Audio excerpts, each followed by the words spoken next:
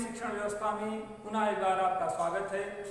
यह वीडियो कक्षा 9 के विद्यार्थियों के लिए है और इस वीडियो में आज हम लोग काव्य संकलन के पहले पाठ कबीरदास जी का अध्ययन करेंगे।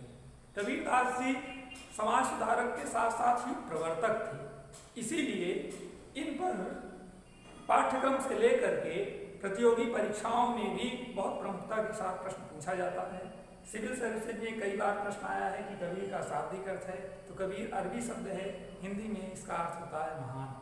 पहले पाठ को हम लोग पढ़ते हैं, जानते हैं, लेकिन उसके जानने से पहले यह जान लें कि पाठ पर आधारित प्रश्न कैसे होते हैं। तो अभ्यास पृष्ठ की जो रूपरेखा है वह कवियों के जीवन चरित्र से लेकर कवियों के दिए गए दोहों की ससंदर्भ व्याख्या के लिए प्रश्न पूछे जाते हैं।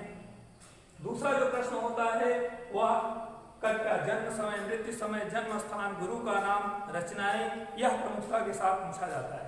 तो बिना विलंब किए आज हम लोग कबीरदास जी के विषय में अध्ययन करते हैं, कबीर के सद्गुणों को आत्मसात करते हैं और उसे समाज में उतारने का प्रयास करते हैं। तो आइए बच्चों, आज हम लोग कबीर के विषय में अध्ययन करते हैं। कबीरदास जी का जो जन्म हुआ था वह 1398 ईस्वी में हुआ था। कबीरदास जी का जन्म 1398 ईस्वी में हुआ था। संवत निकालने के लिए 57 जोड़ देंगे तो संवत निकल आएगा, क्योंकि पुस्तकों में कई जगह 1455 लिखा हुआ है। तो 1455 विक्रमी संवत है, 57 जोड़ने पर आ ही जाएगा 1455। तो इसको आप पुनः समझ लें, जब कभी भी हमें ईस्वी दिया हो और ईस्वी से संवत निकालना हो तो 57 जोड़ने पर आने वाला परिणाम संवत होगा। संवत दिया गया है, 57 घटा देंगे तो आने वाला परिणाम ईस्वी होगा। उस समय संवत का प्रचलन था, इसलिए किसी किसी पुस्तक में संवत दिया रहता है और किसी पुस्तकों में ईस्वी दिया रहता है। तो इसमें आप कभी भी विचलित नहीं होंगे। तो देखें, कबीरदास जी का जन्म 1398 ईस्वी में काशी के निकट लहर तारा नामक तालाब के किनारे एक जुलाहे दंपत ने पड़ा हुआ पाया था। उस जुलाहे दंपति का नाम नीमा और नीरू था। दोनों दंपतियों ने ले जाकर बालक का पालन पोषण किया और उसका नाम कबीर रखा। कुछ समय बाद कबीर का विवाह हुआ। पत्नी का नाम लोई था, जिससे एक पुत्र कमाल और पुत्री कमाली का जन्म हुआ। कबीरदास जी ने स्वयं लिखा है, बूढ़ा वंश कबीर का उपजा पुत्र कमाल, हरि का सुमिरन छाड़ कर घर ले आया माल। भक्त कबीर चाहते थे कि हमारा पुत्र, हमारी संतान भगवान की भक्ति करे, परंतु जो कमाल था वह भक्ति को त्याग करके धन वैभव में लगा रहता था। इसलिए खिन्न होकर कबीरदास जी ने यह दोहा लिखा। आगे बढ़ते हैं। कबीरदास जी के गुरु का नाम रामानंद जी था। यह भी प्रतियोगी परीक्षाओं में कई बार पूछा गया है, जिसको प्रमुखता से लिख लेंगे, याद कर लेंगे। कबीर के गुरु का नाम रामानंद था, जो वैष्णव संप्रदाय से आते थे। इस प्रकार 120 वर्ष तक जीने के पश्चात कबीरदास जी 1518 ईस्वी में परलोक सिधार गए। 1518 ईस्वी में परलोक सिधार गए, 120 वर्ष तक जीवित थे। कबीरदास की एक मात्र रचना है जिसका नाम है बीजक। यह भी उर्दू शब्द है, मध्यकाल है। मध्यकाल में उर्दू की प्रधानता थी, जिसके कारण साहित्य पर भी प्रभाव पड़ा।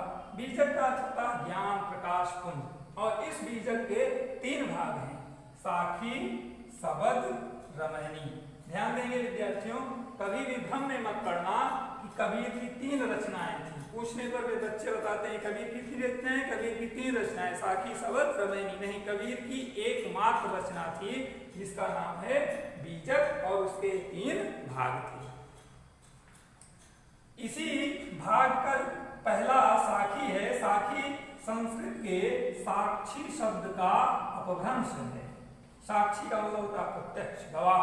आत्मा और परमात्मा को एकीकरण के लिए कबीर ने जो दोहा लिखा उसे साखी शीर्षक से प्रकाशित किया गया।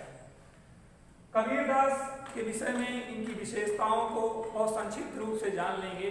कबीरदास एक महान समाज सुधारक थे। कबीरदास जी की विशेषता थी, समाज में जो बाह्य आडंबर है, जाति पात है, भेदभाव है, ऊंच नीच है, जीवों पर अत्याचार है। कबीर इससे बहुत खिन्न रहते थे और खिन्नता के कारण उनके दोहे मानव पर एक प्रकार से आघात करते हुए लिखे गए हैं।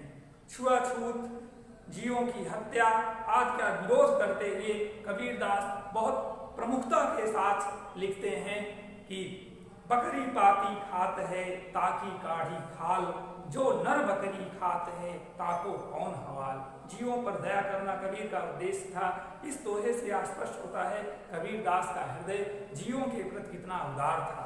तो मानव को शिक्षा देते हुए कबीरदास जी कह रहे हैं कि हे मानव, बकरी नामक जीव को आप सभी लोग देखे हैं, उसको पालने वाला उसके लिए कोई विशेष प्रबंध नहीं करता है, ना तो हरे चारे का, ना भूसे का, ना दाने का, उसको छोड़ देते हैं। ऐसे पत्ते आदि खाकर वो अपना पेट भर लेती है, लेकिन फिर भी इंसान उसके साथ बहुत बर्बरता से पेश आता है।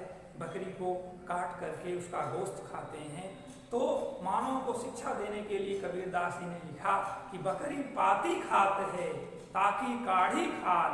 बकरी सिर्फ पत्ता खाकर अपना पेट भर लेती है, तब भी लोग उसकी खाल काटते हैं अर्थात मार डालते हैं। तो जो नर बकरी खाते हैं, जो व्यक्ति बकरी खाता है, उसका ईश्वर के यहाँ क्या हर्ष होगा। इसलिए हे मनुष्यों, जीवों पर दया करिए। इसी प्रकार से वाह आडंबर दिखावापन पर विशेष आघात करते हुए कबीरदास जी लिखते हैं। मुसलमानों पर प्रहार किए पहले, फिर हिंदुओं पर किए।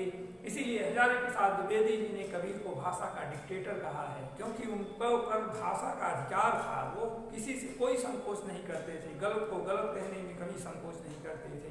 उन्होंने लिखा, मुसलमान के पीर औलिया मुर्गी मुर्गा खाई, खाला केरी बेटी ब्याहें घर में करें सगाई। उन्होंने लिखा कि मुसलमान कुरान के आधार पर पीड़ा देना ही सबसे बड़ा पाप समझते हैं। मुसलमान के पीर औलिया, पीड़ा देना ही सबसे बड़ा पाप है, लेकिन करते क्या है, मुर्गी मुर्गा खाए, ऐसे साधारण जीव जंतुओं को मार करके खा डालते हैं। खाला केरी बेटी ब्याहें घर में करें सगाई। इस प्रकार से कि धर्म तो कुछ और कह रहा है, मानते कुछ और हैं, करते कुछ और हैं, इसीलिए कबीर महान हैं। तो जीवन चरित्र पर हम लोग प्रकाश डालने के बाद आज के ही वीडियो में इनके पाठ्यक्रम को स्टार्ट कर देंगे, पढ़ेंगे। लेकिन एक बात जरूर ध्यान रखें, कबीर के कुछ गुणों को हम आत्मसात करें, यही हमारे पाठ और शिक्षा का उद्देश्य है। तो विद्यार्थियों, जीवन चरित्र लिखने के बाद जो प्रश्न आता है वह पाठ्यक्रम के दोहों की ससंदर्भ व्याख्या करने के लिए आता है। ध्यान दें, जब कभी व्याख्या करना होगा तो आप 5 बिंदुओं के माध्यम से व्याख्या करेंगे, और उन 5 बिंदुओं में 5 बिंदु का मतलब जिसको आप हेडिंग कहते हैं, तो वह होगा संकेत। पहली हेडिंग संकेत, दूसरी हेडिंग संदर्भ, तीसरी हेडिंग डालेंगे प्रसंग, चौथी हेडिंग डालेंगे व्याख्या, और 5वीं हेडिंग डालेंगे काव्य सौंदर्य के तत्व। काव्य सौष्ठव भी कहा जाता है। सौष्ठव का मतलब सौंदर्यता। काव्य में कवियों के द्वारा जिस तत्व से सौंदर्यता लाई जाती है वह काव्य सौष्ठव के अंतर्गत लिखेंगे।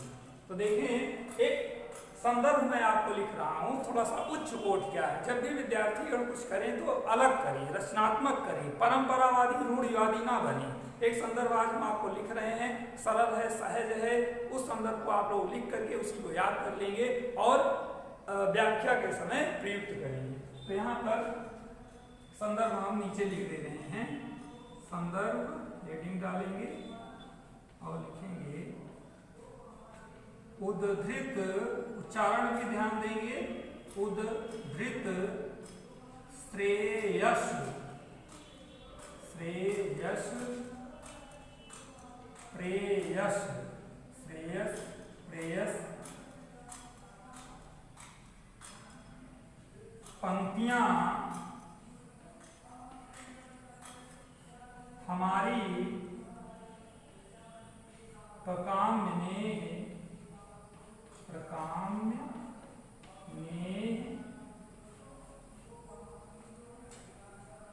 पुस्तक का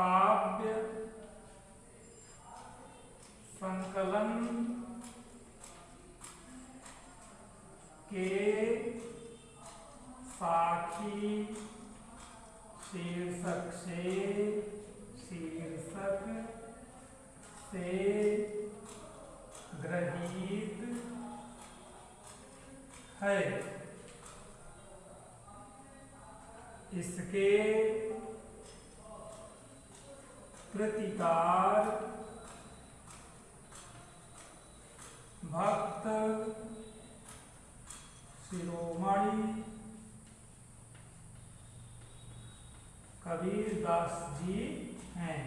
कबीर दास जी हैं।